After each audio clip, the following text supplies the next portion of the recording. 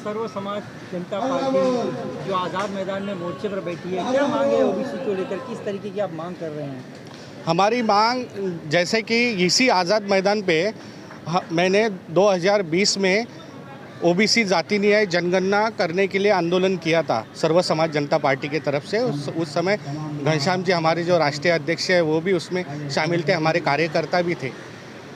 इसके बावजूद अभी जो मुद्दा उठा है ओबीसी जाति न्याय जनगणना का, ये बहुत ही महत्वपूर्ण मुद्दा है और इस मुद्दे के ऊपर हम जितने भी ओबीसी कैटेगरी में जाति आती है उन लोगों को न्याय मिलना बहुत ज़रूरी है भविष्य के दृष्टिकोणों से, क्योंकि उनकी जो पीढ़ी है, उनके जो लड़के हैं लड़कियां हैं, उनको सरकारी नौकरी, राजकीय क्षेत्र उसमें आरक्षण होना बहुत ज़रूरी है।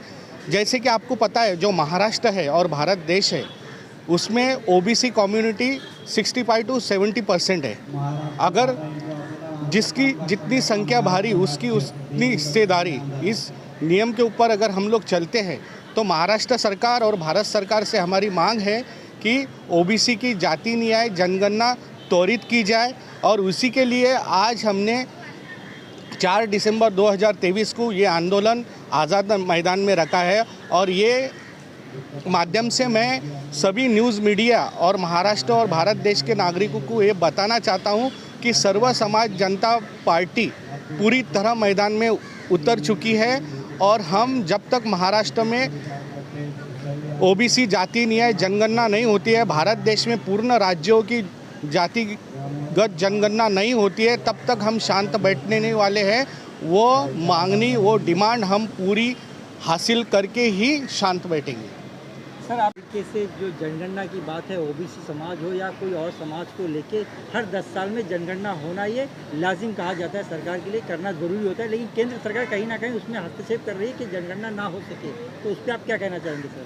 देखिए, केंद्र सरकार जो है वो हमारे देश के आरक्षण को या संविधान को पूरी तरह से नष्ट करना चाहती है, लेकिन हम संविधान तो बचाना चाहते हैं। और दूसरी बात, हमारा जो जनगणना के आधार पे और जो ओबीसी आरक्षण है उसमें ये लोग फेर बदल करके फिर वो वापस जो लोगों ने आरक्षण की मांग किए थे, महाराष्ट्र में मराठा आंदोलन बहुत दिनों तक चला, उनको आरक्षण दिया गया, तो आरक्षण दिया गया तो वापस उसी ओबीसी समाज के अंदर उनको जो है दे दिया गया। इनको अलग से आरक्षण देना चाहिए था, जबकि अन्य राज्यों में जैसे कर्नाटक हुआ, बिहार हुआ, वहाँ पे कुछ परसेंटेज आरक्षण बढ़ाए गए हैं, तो हमारा महाराष्ट्र सरकार भी यहाँ पे आरक्षण बढ़ा सकती थी, बढ़ा करके देना उसका उचित था। लेकिन ऐसा ना करके हमारा महाराष्ट्र की जो सरकार है उसने बहुत ही अत्याचार किया है ओबीसी समाज के लिए। ये जो है आज आंदोलन कर रहे हैं, ये आवश्यक जरूरी नहीं होता था, लेकिन हमारी महाराष्ट्र की सरकार ने फेर बदल करके वापस जो है कुणबी समाज लोगों को केवल आरक्षण दे करके पूरे हमारा ओबीसी समाज को फिर से सोए हुए ओबीसी समाज को जगा दिया है कि हमारा आरक्षण की जो मांग है उसे पूरा होना चाहिए। लेकिन जब चुनाव का दौर आता है तो कहीं ना कहीं पार्टियां हो या मुख्यमंत्री या देश के प्रधानमंत्री कहीं ना कहीं लोगों को लुभाने का एक खेल रचते हैं। हाँ, देखिए, हम इसीलिए सर्व समाज जनता पार्टी का सरकार बनाओ, 2024 में सर्व समाज जनता पार्टी का सरकार बनाओ। हमने ये भी कहा है कि आज तक सर्व समाज जनता पार्टी सबसे बड़ा मुद्दा लेकर के आई है कि हमारे देश में 75 बरस हो गए हैं। अगर आरक्षण की ही बात करते हैं, पूरे देश के वो हर नागरिक कहते हैं कि हमको आरक्षण मिल चुका है, तो प्रधानमंत्री के सीटों पे और मुख्यमंत्री के सीटों पे आरक्षण क्यों नहीं है? उस पर भी होना चाहिए, क्योंकि आज तक 75 बरस में दलित प्रधानमंत्री नहीं हुआ हमारे भारत देश में। ये किसने कहा कि जो हमारे देश का संविधान लिखने वाले बाबा साहब अम्बेडकर और उनके जात का आदमी जो है प्रधानमंत्री नहीं बनेगा? ये किसने बोला? प्रधानमंत्री दावा करते हैं, प्रधानमंत्री भी होना चाहिए।